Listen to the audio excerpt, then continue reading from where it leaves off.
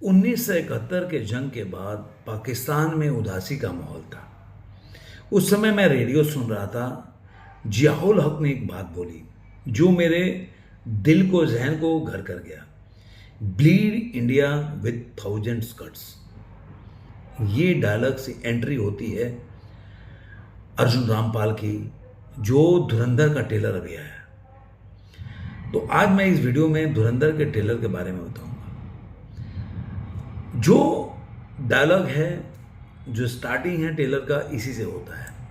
इसमें आईएसआई का जो मेजर इकबाल का रोल कर रहे हैं अर्जुन रामपाल, और ये डायलॉग से शुरुआत होता है। बहुत ज़बरदस्त जो भी उनका जो डायलॉग डिलीवरी है, और जिस तरीके से एक बेड पे एक जो ऑपरेशन थिएटर टाइप का होता है उसमें पूरा चेन से एक व्यक्ति जो है अंडरवियर में लेटा हुआ है, उसमें पूरा हुक्स लगे हुए हैं और उसको खींचता हो कि उतना ही कट दूंगा, लेकिन शुरुआत तुमसे कर रहा हूँ। उसके बाद दूसरा आता है आर माधवन का। वो बोलते हैं कि अगर पाकिस्तान को रोकना है, मुट्ठी में रखना है, तो we must inflated the very core of terrorism in Pakistan. ये अजय सान्याल, आपने देखा होगा, जो अजीत डोभाल जी हैं उनको रिप्रेजेंट कर रहे हैं। एक तरह से पूरा आपको देखने से ही लग जाएगा, उसमें ज़्यादा बताने की ज़रूरत नहीं है। उसके बाद आता है अक्षय खन्ना की एंट्री, कि अक्षय खन्ना कहते हैं कि जो उनका रोल है रहमान डकैत का, वो बोलते हैं कि रहमान डकैत की दी हुई मौत बड़ी कसाईनुमा होती है। तो इस तरह से जो बोलते हैं कि जो भी मुझसे वादा किया था उससे भूलने की गुस्ताखी मत करना। फिर संजय दत्त का आता है। अब उसमें बीच में दिखाता है जब ये पहला वाला जो अर्जुन रामपाल का सीन जाता है और उसके बाद आर माधवन का सीन जाता है, उसके बाद से एंट्री होती है रणवीर सिंह की। रणवीर सिंह की एंट्री आपको देखने से लग जाएगा। तो पहला वाला ट्रेलर आया था तो मुझे भी कन्फ्यूजन था, कि मुझे ऐसा लगा था कि मैंने क्या ही बना दिया, लेकिन अब लगता है कि वो एक अंडर कवर जो ऑपरेशन होता है उसमें होंगे रणवीर सिंह। तो उसमें वो टेररिस्ट लोग के गैंग में शामिल हुए, और एक इंस्पायर्ड है, एक असली घटना, मैंने बताया भी था कौन थे मेजर, उनके पूरी कहानी से जुड़ा हुआ है ये कहानी। 4 मिनट और 7 सेकंड का टीजर है, लेकिन अगर टीजर के बारे में एक लाइन में बोलूं कि अगर पूरा देखें तो देखिए, आदित्य धार का जो डायरेक्शन होता है, वो डायरेक्शन का एक अलग तरीका है, इसमें कोई दो राय नहीं है।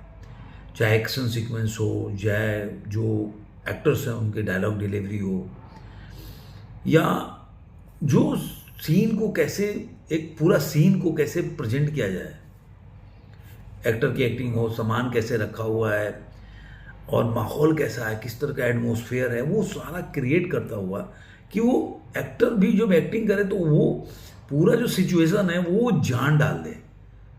जैसे कि अक्षय खन्ना का जो डायलॉग होता है, तो कसाई वो एक ठेला होता है, ठेला में जिसको बंदे को मारता है अक्षय खन्ना, तो वो पूरा जो एटमॉस्फेयर है, पूरा सीन का जो एक देखा जाए तो सीन उस समय दिखता है, तो उसमें क्रूरता दिखती है अक्षय खन्ना की। यही चीज़ आपको आर माधवन के भी जो डायलॉग होता है उसमें भी आपको दिखेगा। जो चीज़ हो, जो अजीत डोभाल है, बहुत बैलेंस एक सीन को रिप्रेजेंट करते हैं। और जो रणवीर सिंह का है ओवरऑल, उनका पूरे जगह कहीं ना कहीं बीच में क्लिपिंग आता जा रहा है, वो मुझे लगता है कि इसके बाद से रणवीर सिंह शायद उनका जो आज तक लोग उनको अलग नज़रिए से देख रहे थे, उनकी एक्टिंग को कोई उतना तवज्जो नहीं दे रहा था, मुझे लग रहा है कि लोगों का आइडिया ये फिल्म जो रणवीर सिंह के बारे में बदल देगी। जो भी मैंने सीन्स देखे उसमें जो भी उनका सीन आ रहा है वो जस्टिफिकेशन उसमें दिखता है। उसके अलावा जो एक्शन सीक्वेंस है वो ऐसा आपको फिल्म के ट्रेलर में देख के लगेगा कि वो मतलब कोई ज़रूरत से ज़्यादा जो एकदम ज़बरदस्ती का एक्शन सीक्वेंस डाला हो, ऐसा आपको लगेगा नहीं। जैसे रहा कि आप रणवीर सिंह का डायलॉग होता है कि पटाखा तुम्हारा खत्म हो तो मैं शुरू करूँगा, तो ये जो डायलॉग है ना वो बहुत ही बना हुआ है, स्क्रिप्ट बने हुए हैं। और यह आदित्य धर का यही स्टाइल है। चाहे आप उरी देख लीजिए, चाहे धारा तो 370 आया था वो देख लीजिए, स्क्रिप्ट पूरा बना हुआ आपको मिलेगा। मुझे थोड़ा सा कमज़ोर करी संजय दत्त का लगा। संजय दत्त का जो एंट्री होता, जिसमें संजय दत्त को देखेंगे चौधरी असलम का रोल करते दिख रहे हैं, लेकिन इस टेलर के हिसाब से देखा जाए तो अगर कमज़ोर कड़ी संजय दत्त लगे, मुझे बहुत ज़्यादा संजय दत्त ने प्रभावित नहीं किया इस टेलर के अंदर।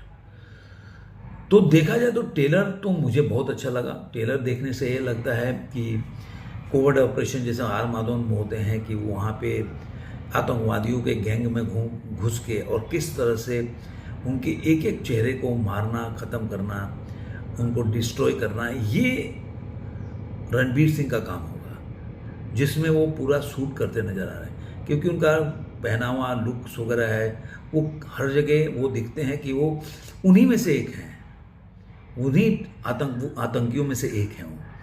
तो वो पूरा जस्टिफाई करते हैं। उसके बाद जो अक्षय खन्ना का अपना स्टाइल है, आपने देखा होगा उनके एक्टिंग का तो कायल हूँ। आपने अभी उन्होंने औरंगजेब का रोल किया था छावा में, तो उस तरह का उनका अपना स्टाइल है, दबा के डायलॉग को बोलना, मतलब वो जमता है उनका। जो आपने बहुत देखा होगा, एक तरफ वो जीभ को दबा के बोलते हैं वो डायलॉग, वो अपना स्टाइल है और बहुत बखूबी उनके एक्टिंग में वो प्लस पॉइंट बनता है, उनके डायलॉग बोलने का तरीका वो।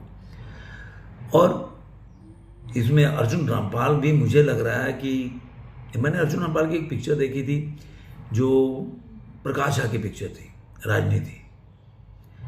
मतलब बोला छोटा भी नहीं रोल था, बड़ा भी नहीं था, लेकिन अर्जुन रामपाल उस फिल्म के बाद मुझे लग रहा है कि इस फिल्म में, वो फिल्म में मुझे लग रहा है कहीं भी जो सीन आया ना, जैसे कि सनी थी बॉबी देओल को लोग याद करते हैं एनिमल के लिए, तो मैं याद करता हूँ राजनीति जो पिक्चर है, उस सीन को कितनी बार देखा है, जहाँ पे अखिया मिलाए अखिया चुराए वो गाना गा के और जाके मारते हैं।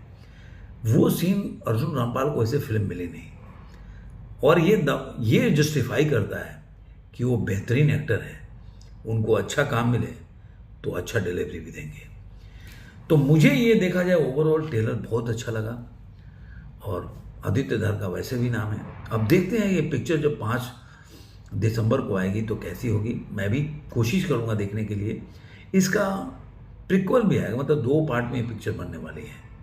मैं पहले बार 6 महीने के बाद दूसरा पार्ट आएगा, क्योंकि जो मेकर्स हैं उनका दावा है कि पिक्चर की कहानी एक पार्ट में समेटी नहीं जा सकती, इसलिए 2 पार्टों में बनाई गई है। तो देखते हैं 5 दिसंबर को ये फिल्म क्या कमाल करती है।